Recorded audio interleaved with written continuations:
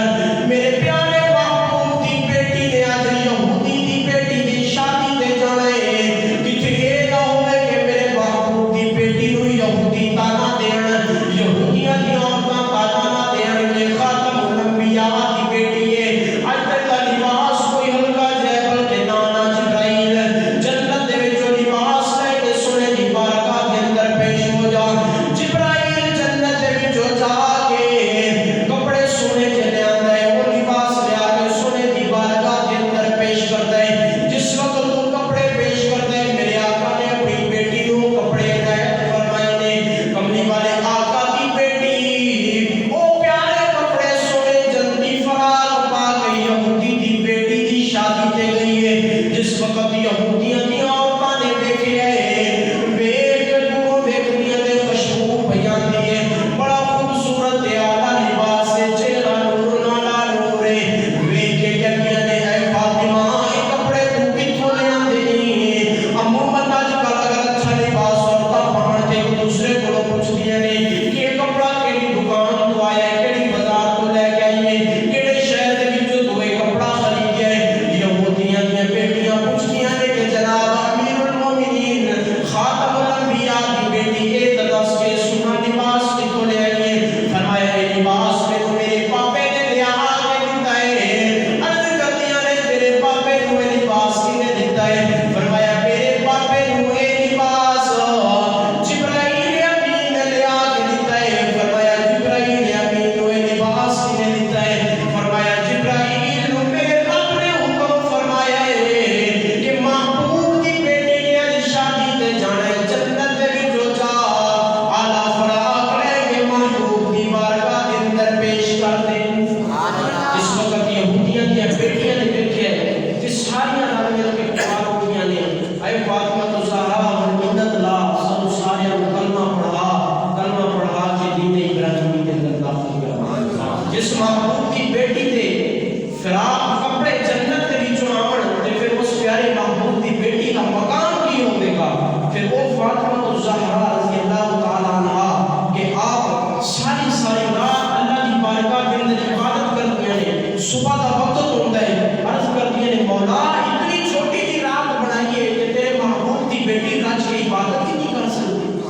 مولا کوئی تھوڑی جی بڑی رات بنانا راتی میں رج کے عبادت کرتی ایک نال ایک رکعت دو رکعت مکمل ہی نہیں کرتی تے ساری رات گزر جاتی ہے صبح اذان ہونے لگ جاتی ہے حضرت فاطمہ الزہرا سلام اللہ علیہا آپ رات ساری چکی بھی چلانی سن دن کو اپنے بچیاں کا کھانا بھی تیار کریا کرتی سن چکی بھی چلایا کرتے سن اپنے گھر کے معاملات بھی نبیڑیا کرتی سن تے ساری رات اپنے پروردگار کی راضی رکھیا کرتی سن پھر اللہ تبارک و تعالی نے فرمایا انما الذین یبیتون لربہم سجدا و قیاما جڑے لوگ رب کو راضی کرتے ہیں رات کو قیام کرتے ہیں پھر رب انہاں کو خالی نہیں رہن دیتا بلکہ انہاں کی عزت کے مقام کی شان عطا فرما دیندے حضرت عثمان غنی رضی اللہ تعالی عنہ حضرت عثمان غنی رضی اللہ تعالی عنہ آپ زندہ رہے آپ کا بہت بڑا لقب ہے انہاں کی پہلے میں شان سناؤں پھر میں اپنی گل سناؤں گا ایک دفعہ کریم آقا علیہ السلام اپنے گھر کے اندر تشریف فرما سن صحابہ کرام بھی جو حضرت ابوبکر صدیق دروازے کا ایک کھٹکھٹ دیتی دروازہ کھٹکھٹایا کملی والے آقا نے فرمایا کہ آ جاؤ اندر آپ نے اجازت دی تھی تھوڑی دیر گزری جناب امیر المومنین عمر بن خطاب رضی اللہ تعالی عنہ تشریف لے آئے آپ نے فرمایا اندر آ جاؤ تھوڑی دیر گزری حضرت عثمان ذوالنورین رضی اللہ تعالی عنہ آپ تشریف لے آئے آپ تشریف لے کے کملی والے آقا نے فرمایا رک جاؤ دروازہ کھٹکھٹایا تو آپ نے فرمایا رک جاؤ آپ کھڑے ہوئے آپ نے اپنی پنڈلی کو کپڑا جوڑیا جوڑ کے پھر بیٹھ گئے پھر فرمایا کہ عثمان ذوالنورین ہونا آ جاؤ آئے میں اپنی گفتگو کرتے رہے گفتگو کر کے جس وقت گئے ام المومنین حضرت عائشہ رضی اللہ تعالی عنہا فرماتی ہیں کملی والے آقا وجہ کی پڑھی ہے میرے باپ سیدنا صدیق اکبر آئے بڑے بچپن کے ساتھی جوانی کے ساتھی غار کے ساتھی مزار کے ساتھی نے فرمایا کہ وہ آئے اسی سکون نال بیٹھے رہے عمر بن خطاب آئے جنہیں بارے کے اندر اسی فرمانے کہ اگر میرے کے بعد نبوت کا سلسلہ چلتا تو عمر بن خطاب نبی ہوگا اتنا بڑا مقام اسی بیٹھے رہے تھے لیکن عثمان ذوالنورین جب آئے ہیں اسی اٹھ کے کھڑے ہوئے تھے فرمایا کہ جب عثمان ذوالنورین آئے میں اپنی پنڈلی کو کپڑا جوڑے عثمان ذوالنورین وہ ہے کہ جنہیں عرش کے فرشتے حیا کر دے میں کملی والا محمد کیوں نہ حیا کر جنہیں عرش کے فرشتے حیا کر دے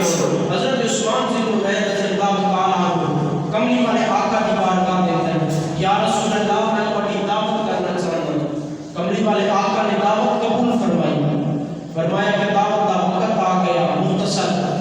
آپ کملی والے آقا اپنے صحابہ کرام نے ہمراہ چلے دعوت دے والے ان صحابہ کرام چلتے رہے تھے جناب عثمان غنی رضی اللہ تعالی عنہ آپ پیچھے پیچھے کملی والے آقا مڑ دیں گے تو وہ قدم گھڑ دیں گے سرکار چلتے رہے تھے قدم گھڑ دیں گے جب گھر کے اندر پہنچ گئے تو کہ عثمان وجہ کی ہے تو میرے قدم پہ گر رہا ہے، آج کی وجہ ہے؟ عرض کرتا ہے مدینے دے مانیا میرا ایک خیال ہے کہ میں کہنا کہ میں جڑا کملی والے آقا میرے گھر دے والے جتنا قدم چل کے آمن میں اتنے ہی قدم غلام آزاد کر دوں. میرا دل چاہتا ہے کہ میں اتنے غلام آزاد کرا جتنے قدم سرکار میرے گھر دے والے چل کے آئے. ایسی صحابہ کرام کا جذبہ،